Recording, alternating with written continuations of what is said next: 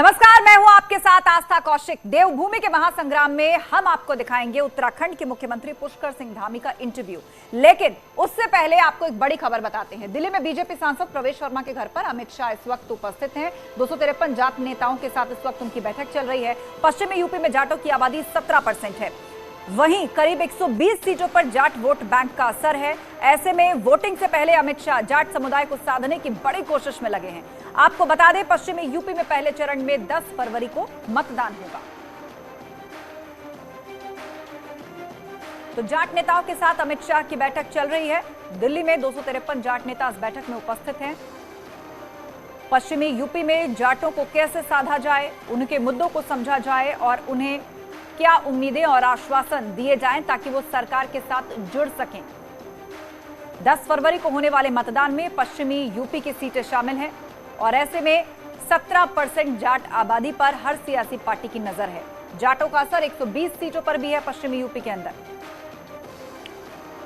तो किस तरह अमित शाह का सम्मान किया गया, पगड़ी बांधकर और हल भेंट करके उनका जाट नेताओं ने सम्मान किया। समुदाय से जुड़े हुए सरकार के कई मंत्री भी मंच पर उपस्थित हैं। सांसद मंच पर उपस्थित हैं। धर्मेंद्र प्रधान वहां पर हैं और इस वक्त जाट नेताओं के साथ ये बैठक दिल्ली में सांसद प्रवेश वर्मा के घर पर चल रही है।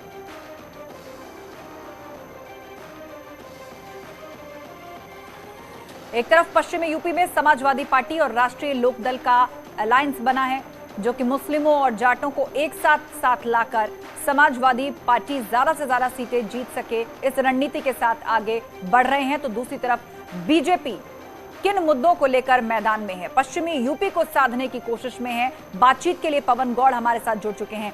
पवन, मीटिंग चल रही है इस वक्त जाट नेताओं के साथ, कुछ खबरें छन कर आ रही हैं, कोई जानकारी आपके पास? किस तरह की बातचीत वहां पर फिलहाल देखी जा रही है? क्या बातें जाट नेता रख रहे हैं गृह मंत्री के सामने और क्या आश्वासन सरकार या फिर भाजपा की तरफ से उनको दिए जा रहे हैं?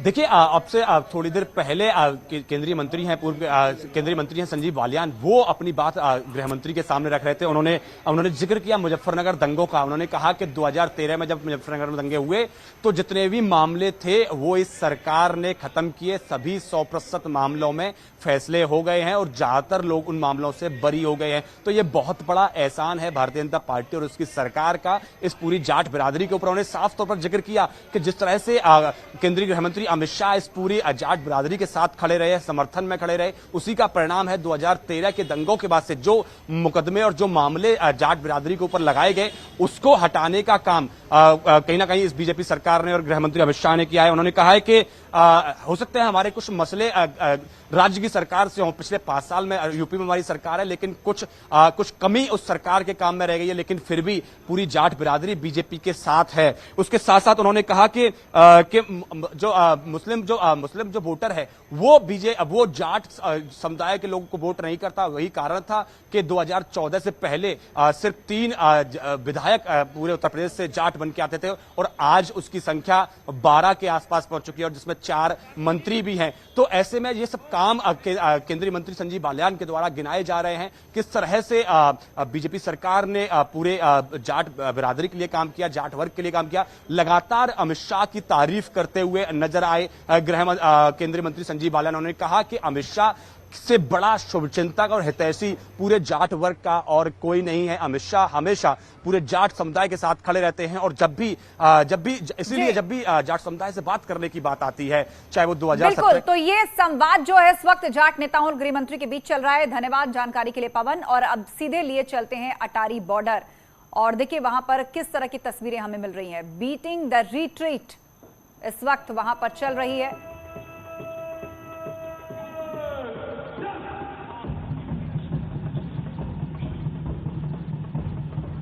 Beating the retreat, Vande Mataram से गूंज रहा है अटारी बॉर्डर।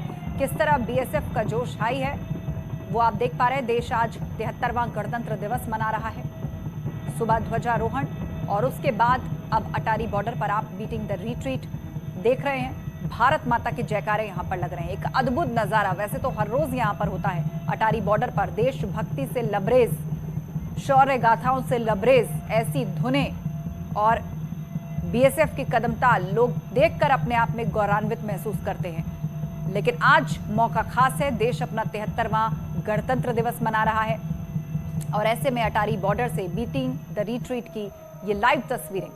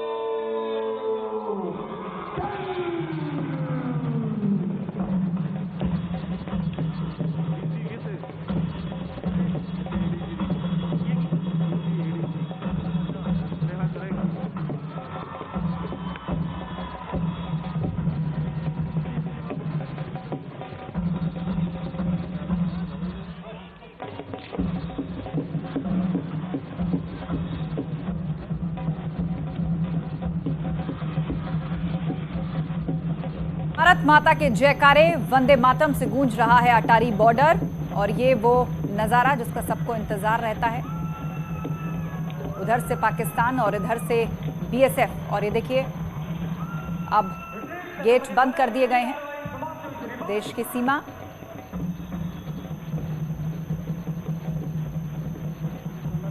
अटारी बॉर्डर पर इस वक्त आप देख रहे हैं बीएसएफ का जोश किस कदर हाई है।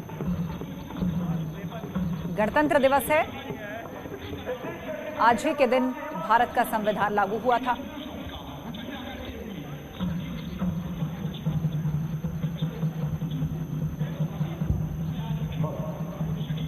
ये जो धुन आप सुन पा रहे हैं और ये जो कदम ताल आप देख पा रहे हैं, इसे देखकर अपने आप में एक अलग ही जोश से लबरेज हो जाते हैं वो लोग जो खास तौर पर आते हैं यहाँ अटारी बॉर्डर। और गणतंत्र दिवस और स्वतंत्रता दिवस की बात करें तो यहाँ पर एक अलग ही जोश देखने को मिलता है। सम्मानित करने का समय आ चुका है, तो मैं श्री भूपेंद्र सिंह रियासी सेक्टर हेडक्वार्टर अमृतसर से निवेदन करता हूँ, कृपया महानिदेशक महोदय को प्राइज वितरण के लिए आमंत्रित करें। बहुत बहुत धन्यवाद। और इस क्रम में मैं सबसे पहले आमंत्रित करता हूँ श्री हरजीत सिंह खालसा कॉलेज, कृपया मंच के पास पहुंचे और अपना प्राइज वितरण करें। Mister Harjeet Singh Khalsa college.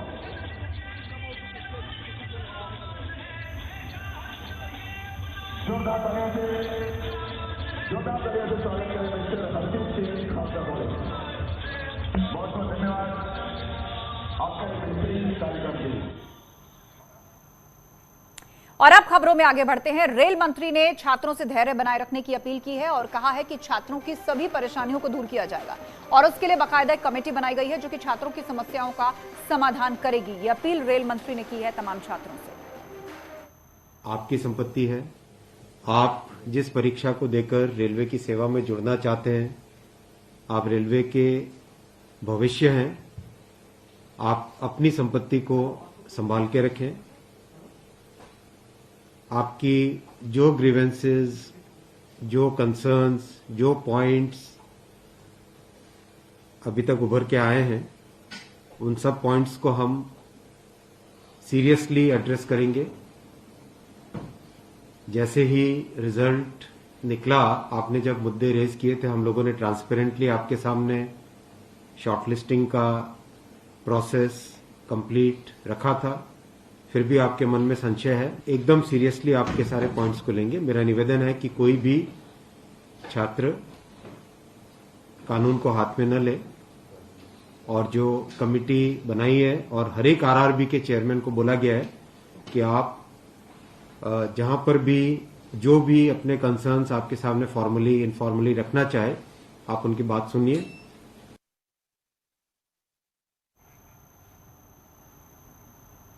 उधर अखिलेश यादव ने प्रयागराज में छात्रों की पिटाई को लेकर सरकार पर निशाना साधा है। उन्होंने यह आरोप लगाया है कि जब जब छात्रों ने नौकरी मांगी है, पुलिस ने उनके ऊपर लाठियां बरसाई हैं। तो अखिलेश यादव ने सरकार पर बड़ा आरोप लगाया। प्रयागराज में जिस तरह छात्रों पर लाठियां बरसाई गई, उस घटना का जिक्र करते हुए कहा कि जब भी युवाओं ने नौकरी मांगी है, उनको बदले में लाठियां मिली हैं।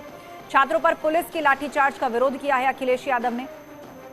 मैं अगर देखें, जब भी नौजवान अपनी नौकरी मांगने आया, अपने हक के लिए आया, यहाँ की सरकार ने उसे लाठी दी है। नौजवान को यहाँ अपमानित होना पड़ा है और ये बड़ा दुर्भाग्य है कि किस तरीके से पुलिस जहाँ छात्र थे, जहाँ नौजवान थे, उन्हें ढूंढती रही। हॉस्टल थे तो हॉस्टलों में जाकर के तोड़फोड़ की, बटों से मारा है। कमरे अगर किराए पर लेकर के रह रहे हैं तो कमरों में घुस गई पुलिस, उनके मोहल्ले में लगातार घुसती रही। और इतनी फोर्स का डिप्लॉय होना, ये लगातार सरकार ने नौजवानों को अपमानित किया। जिन नौजवानों ने रोज़गार मांगा उन्हें लाठी मारी सरकार ने। परीक्षाएं यहाँ पर रद्द हुई हैं, परीक्षाओं के पेपर आउट हुए हैं। इस सरकार के खिलाफ नौजवान इस बार दिखाई दे रहा है। और गणतंत्र के दिवस की ईद पर, मान लीजिए आज गणतंत्र दिवस है और कल ही ये घटना हुई हो, ये दुर्भाग्य है कि हमारा संविधान, हमारा देश तभी आगे बढ़ेगा जब नौजवानों का भविष्य बेहतर हो। ये नौजवानों के भविष्य को लाठी मार रहे हैं, नौजवानों को अपमानित कर रहे हैं। इस बार एक एक यूथ हर बूथ पर भारतीय जनता पार्टी को हराने का काम करेगा।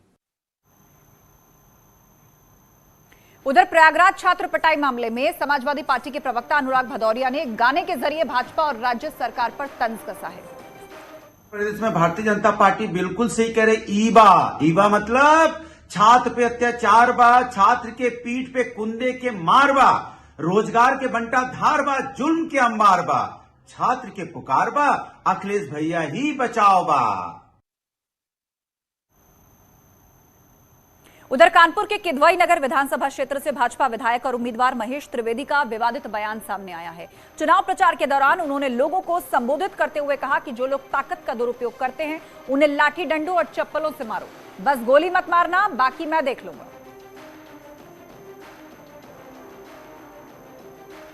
तो ये विवादास्पद बयान सामने आया है बीजेपी विधायक का। महेश त्रिवेदी चुनाव प्रचार के दौरान किस तरह बोल बिगड़े हैं, आपको दिखाते हैं। तो हम आप लोगों से आह्वान करेंगे कि इस बार जो आतताई लोग हैं, जो एक तरफा बात करने वाले लोग हैं, जो ताकत का दुरुपयोग करने वाले लोग हैं, लाठी डंडे चप्पलों से मारो, बस गोली न मारना, और हम सब देखेंगे, हम सब लोग देखेंगे। मतलब किसी का भी दबाव अब नहीं रहे। चुनाव आते ही नेताओं के बोल भी बिगड़ने लगते हैं। ऐसी ही एक वानगी कानपुर में उस वक्त देखने को मिली जब एक जनसभा के दौरान भाजपा विधायक और किदवई नगर के प्रत्याशी महेश त्रिवेदी अपनी वाणी पर लगाम नहीं लगा सके और उनके बोल बिगड़ने लगे। अब देखना यह होगा कि क्या निर्वाचन अधिकारी ऐसे बिगड़े बोल नेताओं पर कोई कार्रवाई करते हैं या नहीं। वीडियो आशीष पांडे के साथ अमित गंजू, न्यूज़ 18 कानपुर। उधर संभल के बीजेपी प्रत्याशी राजेश सिंघल ने लोगों को धमकी दी है। लोगों को संबोधित करते हुए उन्होंने कहा है कि अगर आने वाले विधानसभा चुनाव में उन्हें वोट नहीं दिया और अगर गलती से एसपी उम्मीदवार वहां जीत गया तो सरकार के सामने उसकी होमगार्ड जैसी स्थिति हो जाएगी।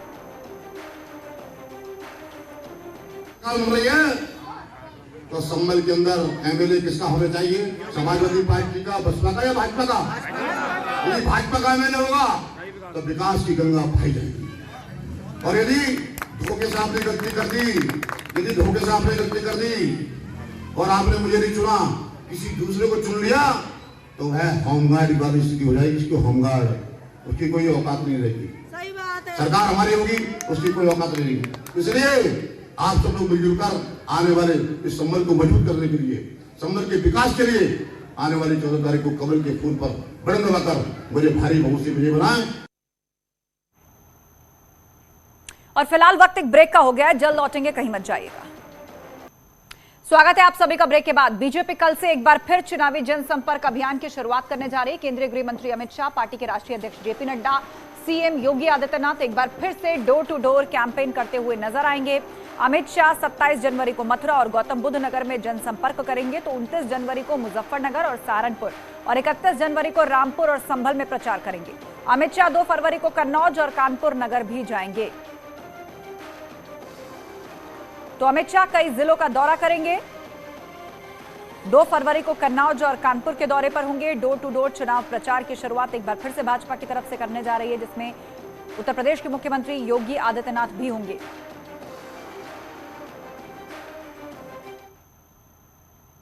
और फिलहाल इस बुलेटिन में इतना ही, लेकिन खबरों का सिलसिला जारी है। आप जुड़े रहिए हमारे साथ। नमस्कार।